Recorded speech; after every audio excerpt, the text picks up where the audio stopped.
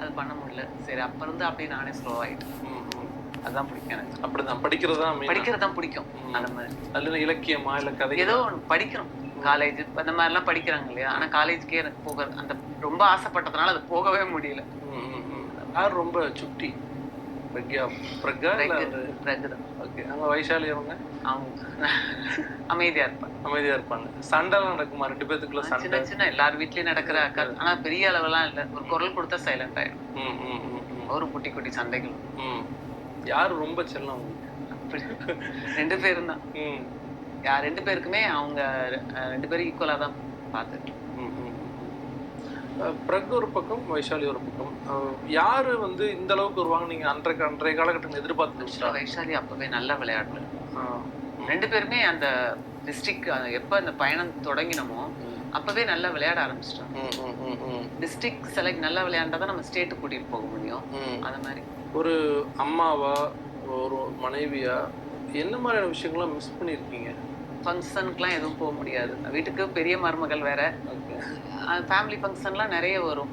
அது ஆரம்பத்துல கொஞ்சம் எல்லாருக்கும் புரியாம இருந்தது. இப்போ வந்து எல்லாருக்கும் புரிஞ்சிருச்சு. நான் நிறைய அதெல்லாம் மிஸ் பண்ணியிருக்கேன். முக்கியமான ஃபங்க்ஷன் மிஸ் பண்ணியிருக்கேன்.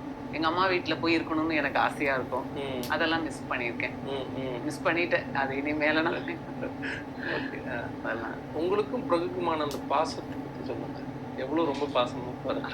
அந்த மாதிரி எல்லாம் எனக்கு சொல்ல தெரியல. ரெண்டு குழந்தைங்களுக்குமே வார்த்தையால தனியா வந்து வார்த்தையால சொல்ல தெரியல. அந்த மாதிரி தனியா பிரகு மேல பாசம் அந்த மாதிரிலாம் இல்லை. ஏன்னா அவ்வளோ ஒவ்வொரு ஆண்டும் பிரகோட பிறந்த நாளுக்கு என்ன மாதிரியான பரிசுகள் அவர் எதிர்பார்ப்பால நீங்க என்ன மாதிரி கொடுத்துருக்கீங்க? எதுவுமே கேட்டதே இல்லை. பர்த்டேன்னு நாங்க அந்த கேக் வெட்டி அந்த செலிப்ரேஷன் பண்ணதே இல்லைன்னு கூட சொல்லலாம். பண்ணதெல்லாம் இல்லை. கோவிலுக்கு போவோம். டோர்னமெண்ட்டாக இருந்தால் ட்ரெஸ் எடுக்க முடிஞ்சா எடுப்போம். இங்கே வீட்டில் இருந்தா இல்லையா அதை பற்றியும் கூட கவலைப்படுவோம். பர்த்டே தான் கண்டிப்பாக செலிப்ரேட் பண்ணணும் அதெல்லாம் எதுவுமே இல்லை. வீட்டில் இருந்தால் கோவிலுக்கு போவோம். அது மட்டும்தான். பர்த்டே வரது கூட யாருக்குமே தெரியாது. பர்த்டேக்காக பெருசாக செலவு அதான் நிறைய மணி இதையும் டேஸ்ட் பண்ணி தான் வந்திருக்கோம். அதனால் அந்த இதுலலாம் போய் பைசாவை போட மாட்டோம். அவங்களுக்கு அந்த ஃபர்ஸ்ட் இயர்லேருந்து பர்த்டே செலிப்ரேட் பண்ணாததுனால அவங்களுக்கு அதை பற்றின அது இல்லை. இப்போ நம்ம பாதி செலிப்ரேட் பண்ணிட்டு பாதி நம்ம நிப்பாட்டினா ஐயோ இந்த டைம் கேக் வெட்டலையே அந்த மாதிரி ஃபீல் ஆகும். அதெல்லாம் எதுவுமே தெரியாது. ட்ரெஸ் எடுப்போம், அது அவங்களுக்கே தெரியும். அதெல்லாம் ட்ரெஸ் எல்லாம் கூட காசு அப்பெல்லாம் எந்த காஸ்ட்லி பக்கம் போகாமல் ட்ரெஸ் எடுத்து கோயிலுக்கு போவோம். கோயில் கண்டிப்பாக போவோம். அது கூட பக்கத்தில் இருக்கு.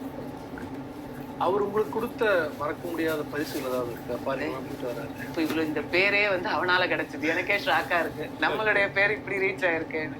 இப்போதான் எனக்கு நாகலட்சுமின்ற பேரே எனக்கு வந்து ஞாபகமா வருது.